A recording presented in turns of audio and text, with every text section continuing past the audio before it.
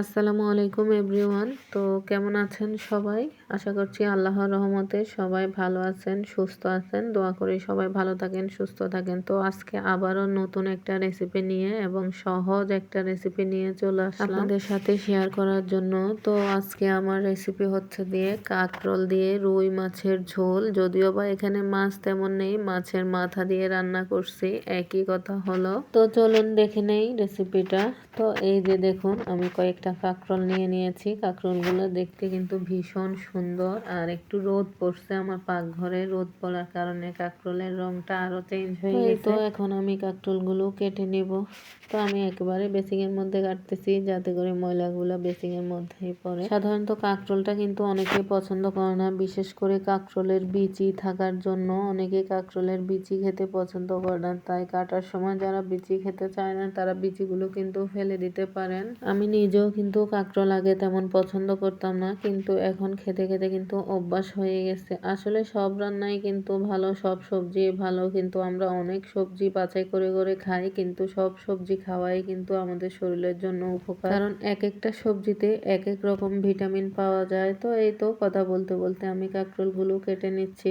আর আমি কিন্তু সাথে কয়েকটা আলুও দিব, কারণ আলু এবং কাঁকরোল দিয়ে রুই মাছের মাথা দিয়ে ঝোল রান্না করব। আর আলুটা কিন্তু আমার কাছে মনে হয় তরকারির সাথে দিলে তরকারির স্বাদটা আরো বেড়ে যায়। তো আলু ছাড়া কিন্তু আসলে আমাদের চলেই না। আমার ছেলেও খুব আলু পছন্দ করে। তো সবকিছু কাটাকুটা শেষ। এখন আমি সবকিছু ধুয়ে একটা জালের মধ্যে নিয়ে নিয়েছি। এই যে আমি কাঁকরোলটা এই সাইজ করে কেটে নিয়েছি। তো এখন রান্নায় চলে যাব। তো এই তো এখন আমি কাঁকরোল এবং আলুকে লবণ এবং হলুদ দিয়ে মেখে নিব। আসলে এভাবে লবণ এবং হলুদ দিয়ে মেখে তারপর তেলের মধ্যে ভেজে নিলে খেতে কিন্তু অনেক স্বাদ লাগে।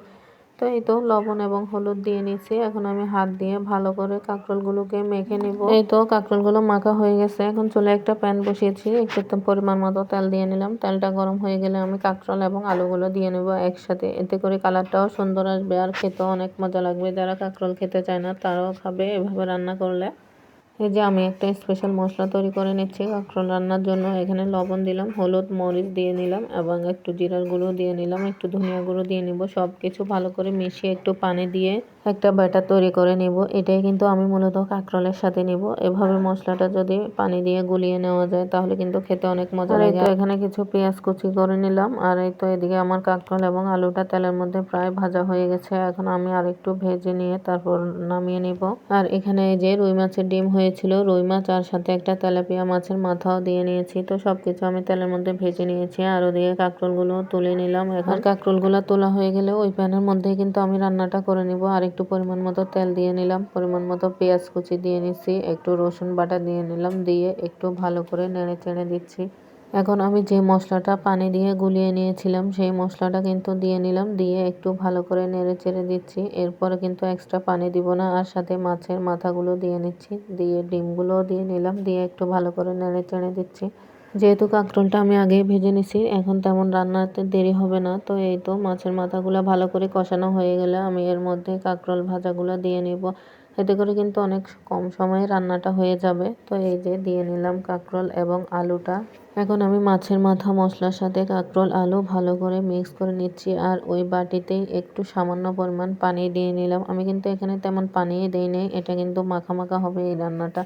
তো এই তো 10 মিনিট জাল করে নেওয়ার পর আমার রান্নাটা কিন্তু হয়ে গেছে। এখন কিন্তু এভাবে খাওয়া যাবে, সমস্যা নেই। তো এই তো রান্নাটা কিন্তু দেখতে অনেক লোভনীয় হয়েছে। আশা করছি খেতেও অনেক ভালো লাগবে। এভাবে কাঁকরোল রান্না করলে যারা কাঁকরোল খেতে চায় না তারাও চেটেপুটে খাবে। তো আজকের মতো এখানেই বিদায় নিলাম। তো আমার ভিডিও ভালো লাগলে পাশেই থাকবেন। সবাইকে ধন্যবাদ। আল্লাহ হাফেজ সবাইকে।